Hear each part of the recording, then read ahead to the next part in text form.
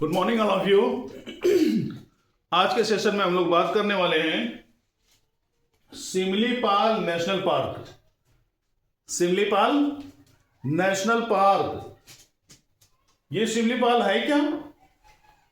सिमलीपाल है ओडिशा में। कहाँ है? भारत का एक राज्य है जो पश्चिम बंगाल से अपना सीमा साझा करता है, यानी कि लगभग पूर्व साइड में झारखंड से पूरब और पश्चिम बंगाल से दक्षिण और छत्तीसगढ़ से उत्तर, छत्तीसगढ़ तेलंगाना ये सब उधर है। तो ये है सिमलीपाल और राज्य है ओडिशा जो पश्चिम बंगाल की सीमा के साथ अपनी सीमा साझा करता है, तटवर्ती सीमा। और ये उड़ीसा, बिहार, झारखंड, पश्चिम बंगाल, बांग्लादेश, ये सब एक ही रेजिमेंट में था जिसको बोला जाता बंगाल प्रांत, बंगाल रेजिमेंट। उसका नवाब था नवाब सिराजुद्दौला। फिर ये 1911 में बंगाल से बिहार को अलग कर दिया तो बिहार और उड़ीसा एक साथ हो गया। फिर 1935 में अंग्रेजों ने ही, क्योंकि भारत तो आजाद हुआ है 1947 में, अंग्रेजों ने ही 1935 में उड़ीसा को बिहार से अलग कर दिया। और फिर 2000 में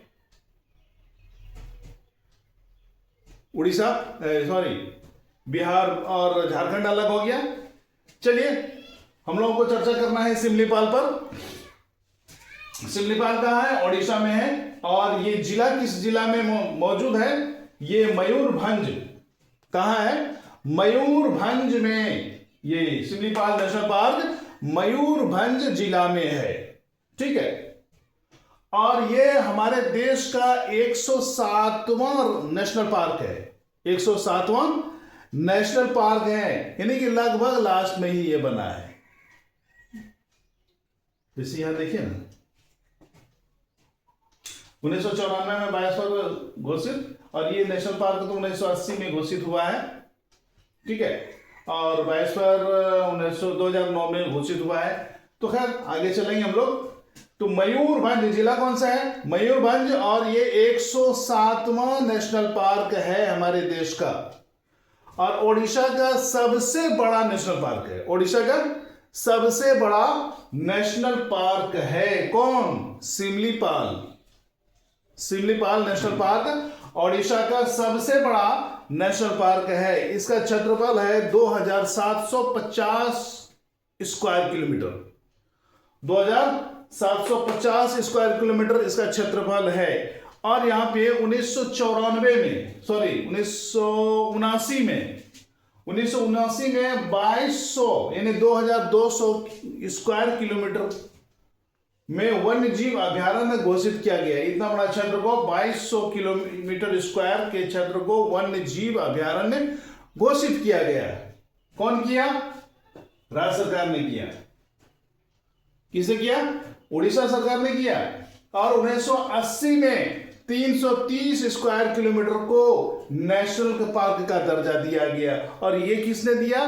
राज्य सरकार ने ही दिया, भारत सरकार ने नहीं दिया, राज्य सरकार ने ही दिया। नेशनल पार्क घोषित किया गया। और ये जो हम लोग देखते हैं सिमलीपाल, सिमलीपाल नाम कैसे पड़ा इस नेशनल पार्क का?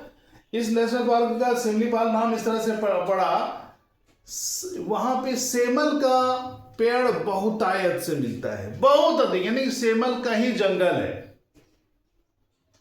और उसकी जो रुई होती है बड़ी मुलायम, अगर हम जैसे छुओगे तो लगेगा कि हम क्या छू रहे हैं, पता नहीं चल रहा है। एकदम रेशमी टाइप का ये रुई होती है, सेमल की रुई, जिसको हम लोग खास करके तकिया में इस्तेमाल करते हैं। इससे ठंडा रहता है, जिससे सर भी ठंडा रहता है और जल्दी वो बैठता नहीं है, गुलठियाता नहीं है। ठीक है।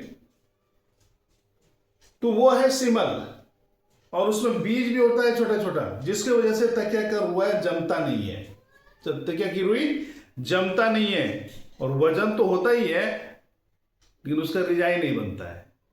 नहीं, बनाने का तो बना सकते हैं, लेकिन नहीं बनाता है क्योंकि रुई बहुत महंगा होता है। और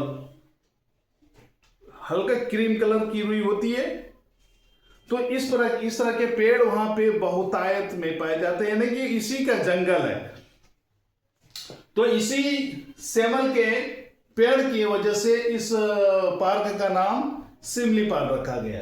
ये देखिए, सेमल रेशमी कपास वृक्ष की बहुलता पर इस पार्क का नाम सिमलीपाल रखा गया है। ठीक है।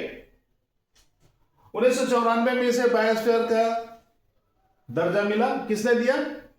झारखंड सरकार, भारत सरकार ने दिया। 1994 में बायोस्फीयर का दर्जा किसने दिया? बायोस्फीयर का दर्जा किसने दिया? भारत सरकार ने दिया। और 2009 में भी इसे बायोस्फीयर का दर्जा दिया। किसने दिया?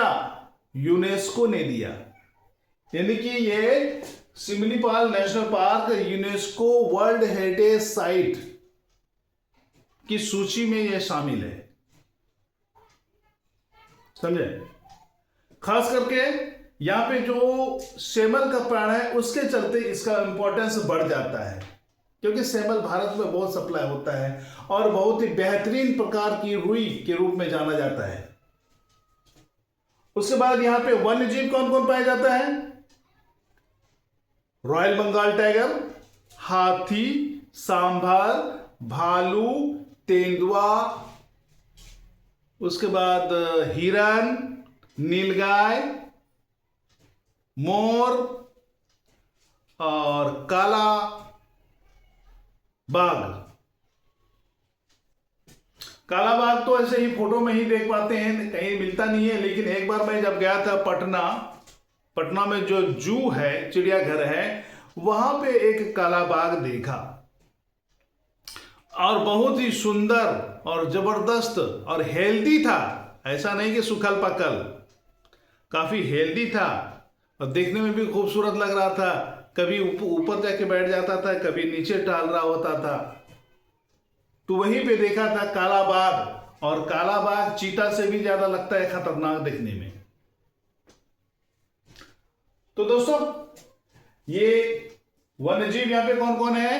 रॉयल बंगाल टाइगर है, उसके बाद हाथी है, तेंदुआ है, भालू है, स्लॉथ है, फिर क्या बोलते हैं, काला बाघ है, हिरन है, नीलगाय है, बहुत सारे जीव जंतु है। तो आज का सेशन कैसा लगा दोस्तों? कमेंट करके जरूर बताइएगा। धन्यवाद।